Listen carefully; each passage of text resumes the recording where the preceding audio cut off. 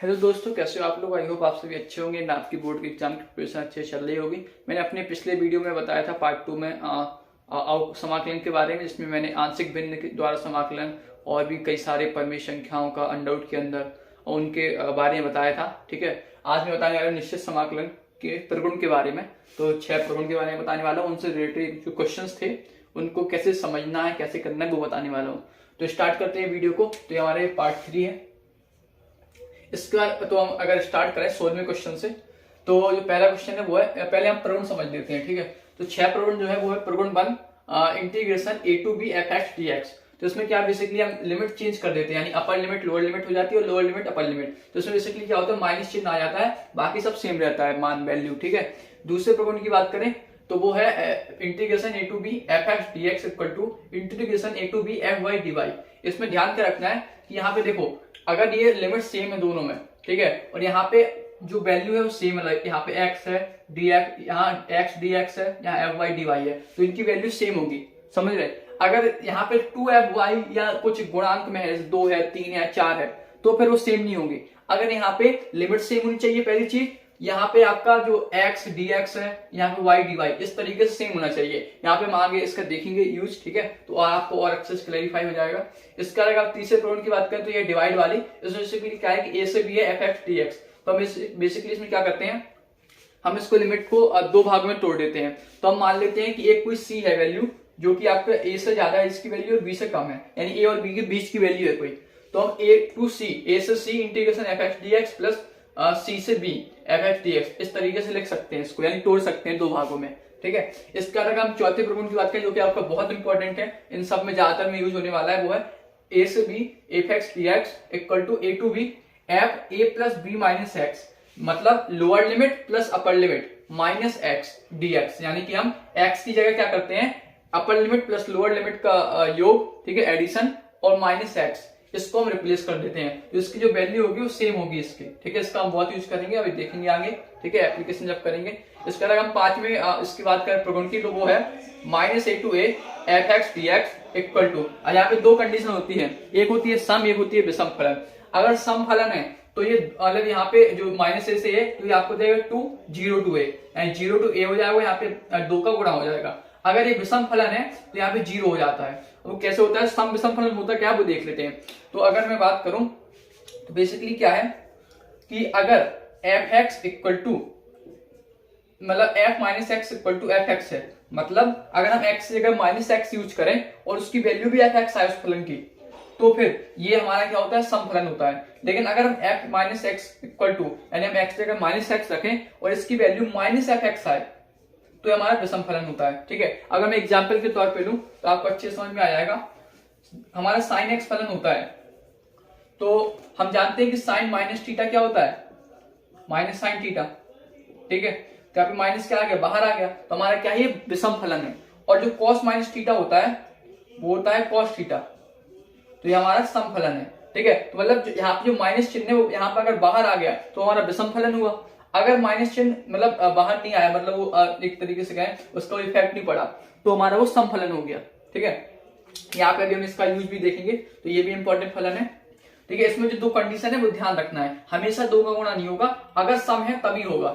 इसका अगर हम लास्ट प्रगुण की बात करें जो कि प्रगुण 6, तो वो है 0 से 2a fx dx equal to, यहाँ पे भी दो कंडीशन है। पहली, अगर f 2a minus x equal to fx है, यानी कि अगर हम x की जगह वही सेम चीज 2a माइनस एक्स, क्योंकि नीचे वाली 0 है, इसमें कंडीशन है, तो अपर limit minus x 2a minus x रखें, उसकी वैल्यू fx के इक्वल है, तो हम यहाँ पे 2 से गुणा कर देते हैं, तो 2 0 a, यानी लिमिट आधी हो जाती है, और जो वो है वो यहाँ पे आ जाता है 2। ठीक है, अगर दूसरा, अगर मान लो f 2a minus x equal to minus fx है, यानी माइनस चिन्ह बाहर आया, तो हमारे 0 हो जाता है। तो आपके 6 प्रगुण है, आई होप समझ में आ गया होगा। इसमें सबसे ज्यादा यूज आपके चौथे प्रगुण का है। ठीक है, तो अगर इसमें कोई डाउट हो तो आप कमेंट कर दीजिएगा। अब हम एक एक करके क्वेश्चन देखते हैं। ठीक है, इनको समझने की कोशिश करते हैं। तो अगर मैं 16वें क्वेश्चन की बात करूं जो कि है आपका integration minus π/4 to π/4 sine square x dx।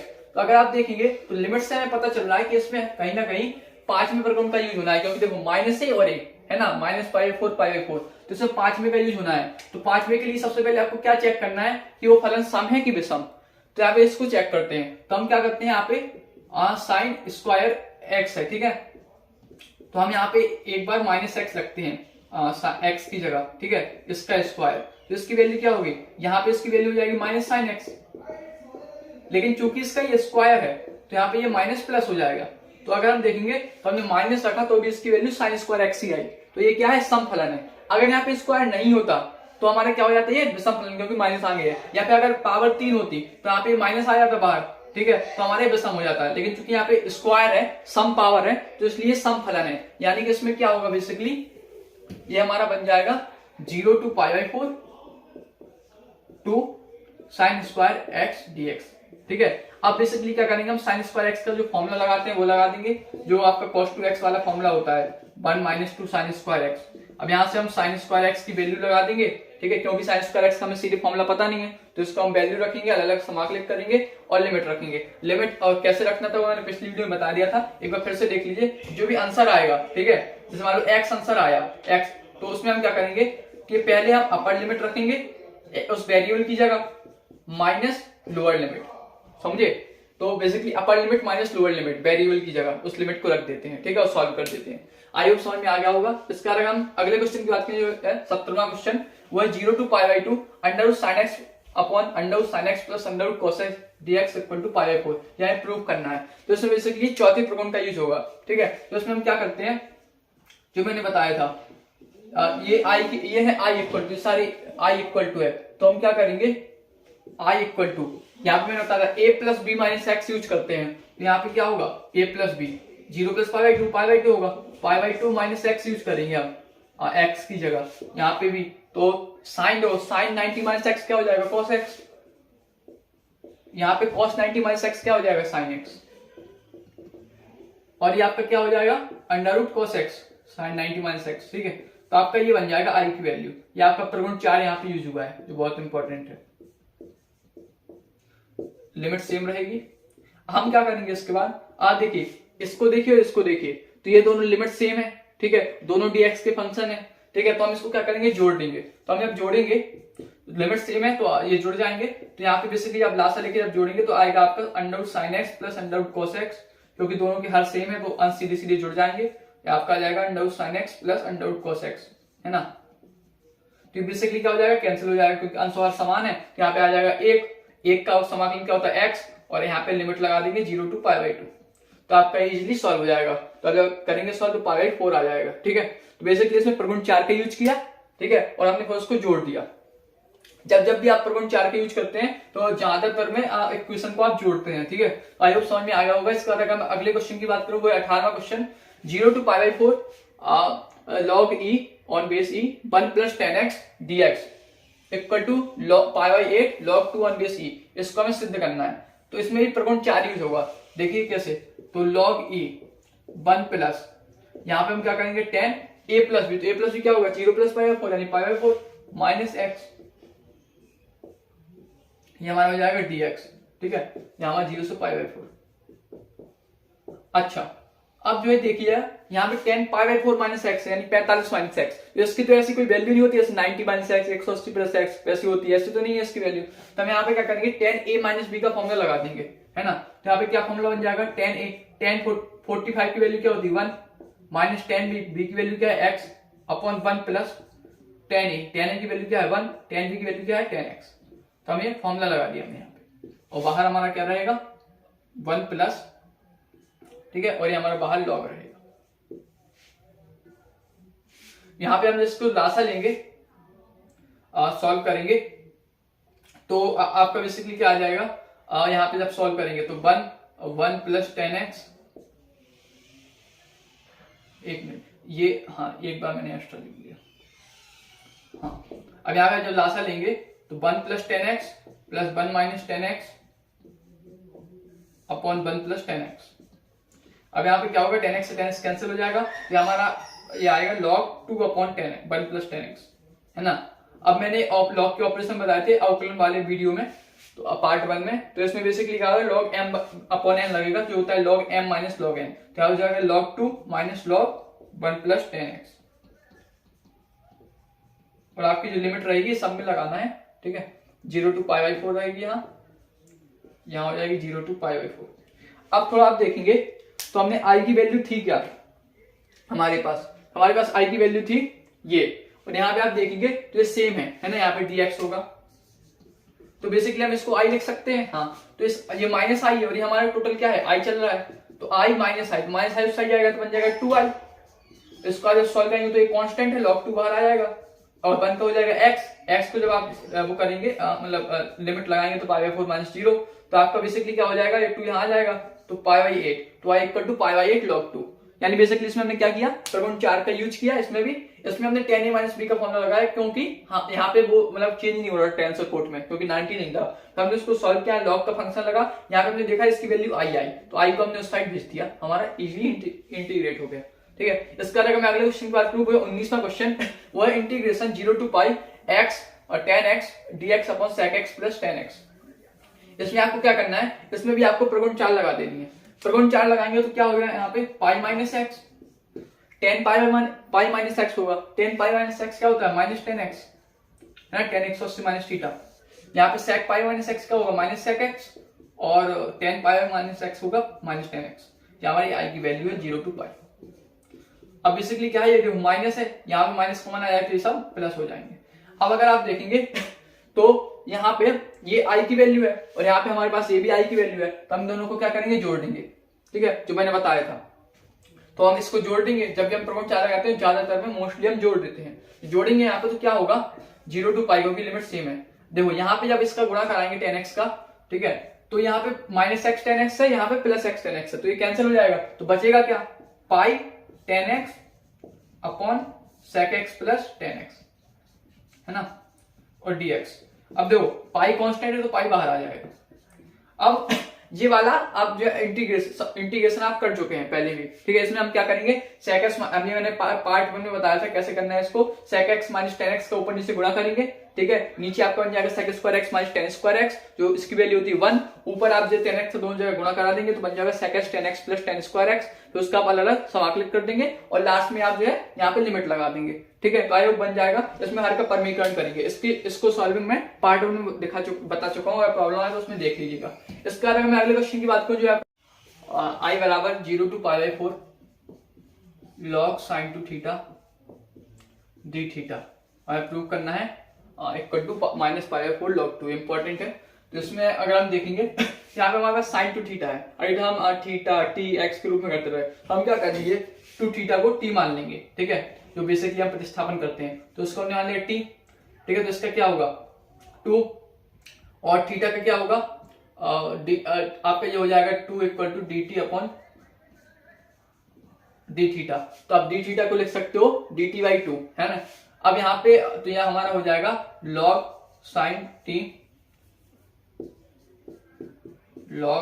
t dt, और आपका वो आएगा 1/2, तो 1/2 बाहर चला जाएगा, कांस्टेंट है। अब यहाँ पे लिमिट, हम कई बार गलती क्या करते हैं, प्रतिस्थापन तो कर देते हैं लेकिन लिमिट नहीं रखते, लिमिट नहीं बदलते। यहाँ पे आपको जब भी प्रतिस्थापन करो निश्चित समाकलन में, याद रखिएगा कि हमेशा आपको लिमिट चेंज करनी है। तो यहाँ पे लिमिट चेंज होगी, क्या होगी, यहाँ पे देखो थीटा इक्वल टू हम जब रखेंगे 0, तो t इक्वल टू क्या हो जाएगा 0, थीटा इक्वल टू 0 पे, यानी हमारी लोअर लिमिट क्या है 0।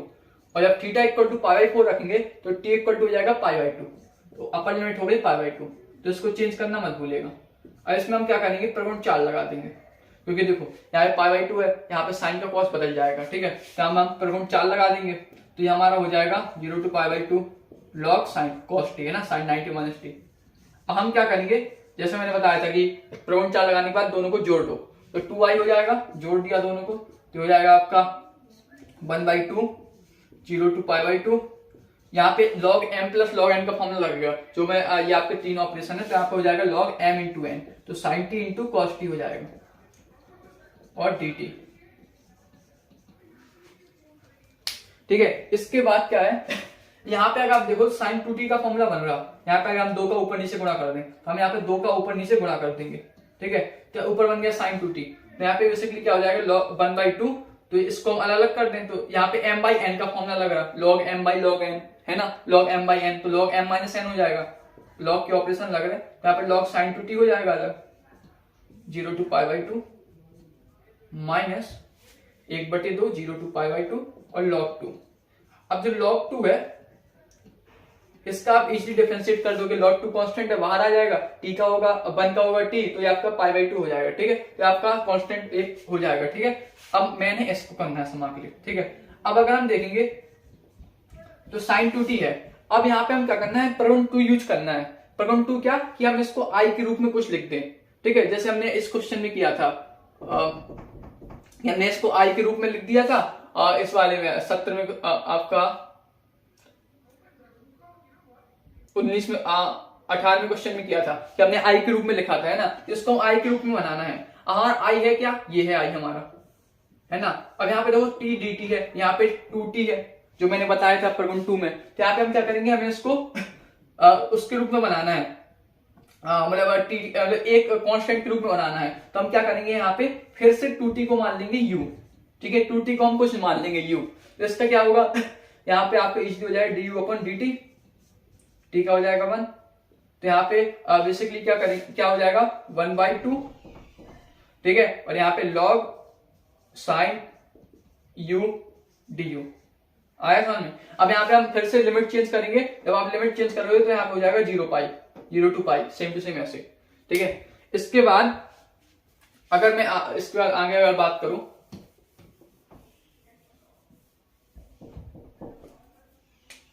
तो यहाँ पे आपका 2i है। ठीक है, अब अगर आप देखेंगे जो वहां पे लिखा था sin t, तो ये आप सेम टू, अब आप देखेंगे यहाँ पे चूंकि यहाँ पे π/2 था, है ना, π/2 log sin t, यहाँ पे पाई है, तो हम यहाँ पे फिर क्या करेंगे, प्रगुण 6 का यूज करेंगे। तो हमारे क्या हो जाएगा, हाफ 0 to π/2, ये हमारा पाई हो जाएगा, सॉरी 2 का यहाँ पे मल्टीप्लाई हो जाएगा। ठीक है, इसके अलावा यहाँ पे 4 आएगा क्योंकि ये 1/2 होगा। ठीक है, यहाँ पे 1/4 होगा, और ये हमारा log sin u du। अब आप देखेंगे तो ये हमारा क्या बन जाएगा, इसके सेम टू सेम, तो हम इसको i लिख सकते हैं। तो हमारे हो जाएगा 1/2i। इसको हम उस साइड भेज देंगे, और यहाँ पर जो यहाँ पे वैल्यू आ रही, ठीक है, उससे हम 2 को डिवाइड करेंगे तो हमारी ये वैल्यू आ जाएगी। आप करके देखिए। ठीक है, ये आपको सेम टू सेम ऐसे करना है। आपने पहले क्या किया, 2 थीटा को t माना, तो उसका प्रगुण 4 लगा दिया, लॉग के कुछ ऑपरेशन लगाए, फिर यहाँ पे फिर आपने प्रगुण 2, पहले आपने प्रगुण 2 लगाई, फिर आपने प्रगुण 6 लगाया। ठीक है, तो इसमें 3-4 प्रगुण यूज होंगे। तो बहुत इंपॉर्टेंट क्वेश्चन है, करके देखिए। ठीक है, इसके बाद अगर मैं अगले क्वेश्चन की बात करूं, वो 21वां क्वेश्चन। ठीक है, इसके अलावा जो 22वां क्वेश्चन है आपका, वो इसके जैसे ही सेम है। ठीक है, इसमें क्या है, आपको sin x है, तो जो t के बाद हमने किया ना, वो सेम टू सेम इसमें करेंगे। ठीक है, तो 22वां सेम टू सेम है, ये करके देखिए। इसका अगर मैं 21वें क्वेश्चन की बात करूं, तो इसमें क्या है, इसमें भी हम चौथी प्रगुण का यूज करेंगे। तो क्या हो जाएगा, 0 to π, ये हो जाएगा π-x, ये हो जाएगा sin 180 - x, क्या हो जाएगा आपका sin 180 - x क्या होता है, sin x, यहाँ पे 1 + cos स्क्वायर x। अब cos 180 - x होता है माइनस cos x, लेकिन यहाँ पे स्क्वायर तो प्लस हो जाएगा, तो 1 + cos स्क्वायर x। हम क्या करेंगे, वही सेम चीज करेंगे, जोड़ेंगे, ये i = हो गया। जब जोड़ेंगे तो ये -x sin x से +x sin x तो कैंसिल हो जाएगा, तो बचेगा क्या, यहाँ पाई आ जाएगा, और यहाँ पे बचेगा सिर्फ dx sin x upon 1 + cos square x। तो अब देखिए, यहाँ पे cos x को t मानो, sin x आपका अवकलित हो जाएगा, तो आपका हो जाएगा dt अपन 1 + t square tan inverse t। तो आपके सीधे अब फॉर्मूला हो गया। ठीक है, इसके बाद अगर मैं अगले उसकी बात करूं,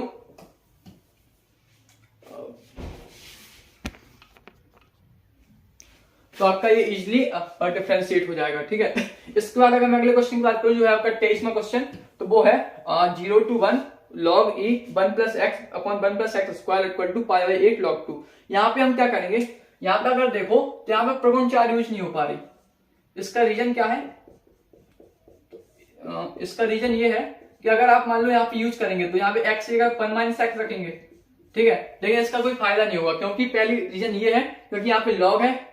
ठीक है, और दूसरी बात क्या हो जाएगा, ये गुणा हो जाएगा, क्योंकि log m + log n, तो log m + log n क्या होगा, m × n, तो इसका गुणा हो जाएगा आपका 1 + x से। समझ रहे हो, ये होगा यहाँ पे 2 - x, तो यहाँ पे x कैंसिल नहीं हो रहा, हमें x कैंसिल करना है जैसे इन सब में हुआ। तो यहाँ पे हम प्रगुण 4 नहीं लगाएंगे। अब हम क्या करें, अब देखिए यहाँ पे मैंने अवकलन में बताया था प्रतिस्थापन यूज होता है, तो यहाँ पे क्या करेंगे, हम त्रिकोणमिति प्रतिस्थापन यूज करेंगे। x = tan थीटा मानेंगे, क्यों, क्योंकि 1 + x स्क्वायर है नीचे। ठीक है, तो मैंने बताया था 1 + x स्क्वायर हो, तो यहाँ पे x = tan थीटा मानो। तो यहाँ पे हम क्या करेंगे, tan थीटा मानेंगे, तो क्या होगा, बेसिकली यहाँ पे ऊपर बन जाएगा log 1 + tan थीटा, नीचे हो जाएगा 1 + tan² theta sec² theta. tan theta का अवकलन करेंगे तो हो जाएगा sec² थीटा। ये कैंसिल हो जाएगा। अब हाँ, एक इंपॉर्टेंट चीज, हमने जो कि x इक्वल टू क्या माना है, tan थीटा, तो यहाँ पे हमें लिमिट भी चेंज करनी है। जब जब भी हम प्रतिस्थापन करें, कुछ को t माने u माने, तो हमें प्रतिस्थापन यहाँ पे लिमिट चेंज करनी है, जो हम कभी कभी गलती कर देते हैं। तो जब लिमिट चेंज करेंगे तो देखो यहाँ पे क्या है, x इक्वल टू 0 रखो, तो tan की कौन से एंगल की वैल्यू 0 होती है, 0 की, यहाँ पे एक लिमिट आएगी, यहाँ पे 0, यहीं पे चेंज हुआ 0। और जब हम 1 रखेंगे तो यहाँ पे tan की किस वैल्यू, एंगल की वैल्यू के मान 1 होता है 45 का, π/4, समझा। अब यहाँ पे हम बेसिकली क्या है, अब अगर आप देखोगे तो जो ये क्वेश्चन है log 1 plus tan d theta, और ये वाला क्वेश्चन सेम टू सेम है, इसमें सिद्ध भी सेम टू सेम आ रहा, proof same to same question बन गया। इसको भी ऐसे सॉल्व करना है, इसमें आप प्रगुण 4 लगाना, फिर आप tan a माइनस b का फॉर्मूला लगाओगे, log के ऑपरेशंस लगाओगे, ठीक है। यहाँ पे i के रूप में एक वो आएगा, उसको आप उस साइड ले जाओगे और i की वैल्यू निकाल दोगे। सेम टू सेम ये क्वेश्चन है, तो ये क्वेश्चन सेम टू सेम है, इसमें बस क्या करना है आपको, एक चीज इसके एक्स्ट्रा है, x equal to tan theta मानना है, ठीक है। आई होप समझ में आ गया होगा, इसमें ट्रिग्नोमेट्री प्रतिस्थापन का यूज हुआ है।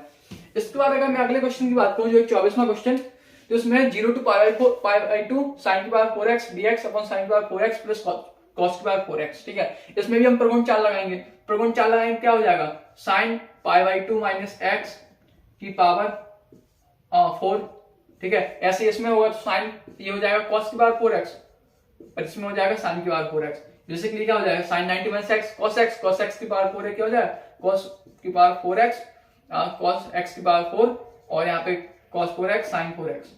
अब आप क्या करेंगे, इसको जोड़ देंगे, यहाँ पे आप जोड़ेंगे तो sin 4x plus cos 4x अपन sin x 4x plus cos 4x हो जाएगा, तो कैंसिल होकर 1 हो जाएगा, और 1 का आप इजीली इंटीग्रेट कर देंगे। तो इसमें सिंपल है, जस्ट चौथा प्रगुण लगाना है बस, और जोड़ देना है। तो आई होप समझ में आ गया होगा। इसके अलावा मैं अगले क्वेश्चन की बात करूं, जो है 25वां, तो उसमें क्या है, integration 0 to pi x upon a square cos square x plus b square sin square x dx। इसमें भी आपको प्रगुण 4 लगानी है, ठीक है। जब आप प्रगुण 4 लगाएंगे तो ऊपर क्या बन जाएगा, पाई माइनस एक्स, ठीक है, नीचे a square cos pi minus x का होता है माइनस cos x, लेकिन चूंकि स्क्वायर है तो ये आपका cos स्क्वायर x ही होगा प्लस का, यहाँ पे सेम रहेगा B square sin pi minus x होता है sin x sin square x।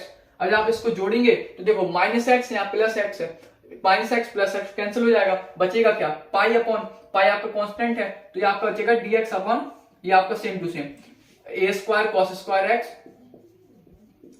Plus B square sin square x। ये सेम क्वेश्चन में पिछले पार्ट 2 वीडियो में बता चुका हूं।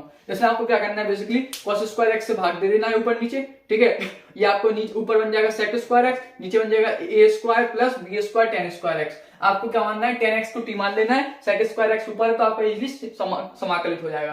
तो इसमें क्या करना है, और लास्ट में आपको लिमिट रख देनी है। लिमिट वाले क्वेश्चन में करना क्या होता है, इंटीग्रेशन करते हैं नॉर्मली, उसका लास्ट में लिमिट रख देते हैं, अपर limit minus lower limit variable की जगह, ठीक है। तो ये सेम टू सेम क्वेश्चन में से प्रगुण 4 लगाना है, उसका आपको सीधे cos स्क्वायर x से भाग देके जैसे आप इंटीग्रेशन करते हैं वैसे करना है। इसका अगर मैं अगले क्वेश्चन की बात करूं, जो कि आपका 26वां क्वेश्चन, तो वो है integration 0 to π/2 dx upon 1 plus under root 10x equal to π/4। तो अगर आप देखें तो 26वां जो क्वेश्चन है वो आपका 17वें क्वेश्चन जैसा है, सेम टू सेम, ठीक है। बस इसमें जैसे इसमें आपने इसमें आए थे 23 में से 18वें में x equal to tan theta मान के, इसमें भी सेम टू चीज करनी है आपको। tan x को सिंपलीफाई करना है, मतलब इसमें आपको sin x upon cos x रख देना है tan x की जगह।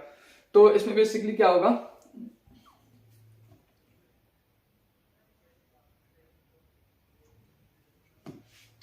ये हो जाएगा आपका dx upon 1 plus under root sine x upon under root cos x. इसका लासा लेंगे तो अंडर रूट कॉस एक्स ऊपर चला जाएगा, ठीक है। इसके बाद नीचे हो जाएगा under root cos x plus under root sine x. अब आप देखिए ये वाला क्वेश्चन है, यहाँ पे सिर्फ साइन एक्स है, यहाँ कॉस एक्स, सिंपल है, कोई फर्क नहीं पड़ेगा। अब इसमें प्रगुण 4 लगाएंगे तो ऊपर साइन एक्स हो जाएगा, दोनों जोड़ेंगे तो कैंसिल होकर 1 हो जाएगा, आपका प्रूव हो जाएगा π/4, ठीक है। तो ये आपका 26वां क्वेश्चन है, सिंपल है, ठीक है। इसके अलावा मैं अगले क्वेश्चन की बात करूं जो है 27वां, उसमें क्या करना है आपको, इसमें आपका प्रगुण 3 यूज होगा, ठीक है। अभी तक देखो हमने प्रगुण 2 का यूज किया, 4 का यूज किया, 6 का यूज किया, 5 का यूज किया, 3 का नहीं हुआ, 3 का यूज इसमें होगा।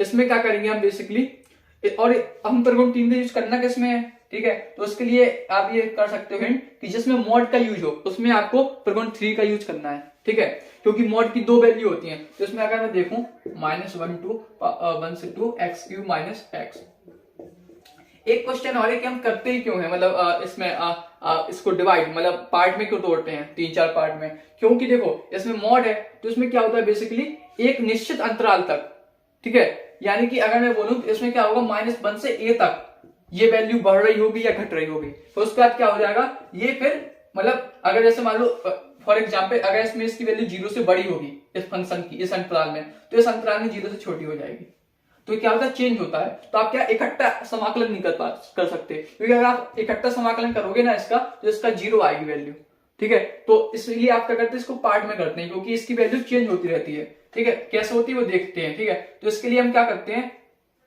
अब हमें चाहिए ए की वैल्यू, ठीक है, ए बी सी जितने भी बीच में वो होंगे उसकी वैल्यू चाहिए, तो उसकी वैल्यू हम कैसे निकालते हैं, तो हम क्या करते हैं बेसिकली इसको सिंप्लीफाई, x³ - x को जो हमारे फंक्शन है उसको हम 0 के इक्वल कर देते हैं, 0 के इक्वल करते हैं, यहां से हम x की वैल्यू निकालते हैं। अब देखो हम इस यहां से x कॉमन आएगा तो x² - 1 = 0, तो यहाँ x = 0 आएगी एक वैल्यू और x² = 1, यानी x = +-1।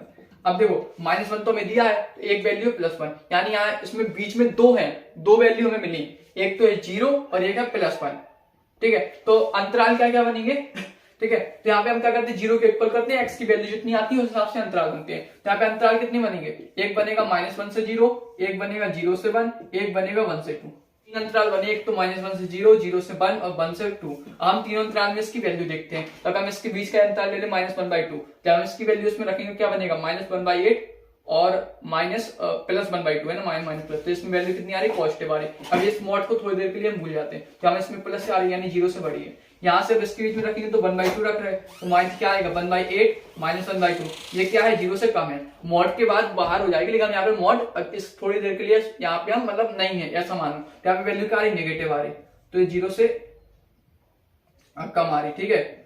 एक्स जो आपका फंक्शन की वैल्यू f(x) अगर मानो या i की वैल्यू ले लो, ठीक है। यहाँ पे अगर 1 से 2 के बीच में ले लो 3/2, तो इसकी वैल्यू क्या होगी 27/8 -3/2, इसकी वैल्यू आप देखो पॉजिटिव होगी, यानी कि अगर आप देखोगे पहले बढ़ी एक अंतराल तक, फिर घटी 0 से, मतलब फिर 0 से कम हुई, फिर 0 से बढ़ी, यानी कि चेंज हो रही है। तो इसलिए हम यहाँ पे डिवाइड करते हैं यहाँ पे हम मतलब 2-3 उसमें भागों में तोड़ते हैं। हम बेसिकली क्या करेंगे, यहाँ पे 0 से बढ़ रही है तो हम यहाँ पे इसकी वैल्यू फंक्शन की वैल्यू पॉजिटिव लेंगे, ठीक है।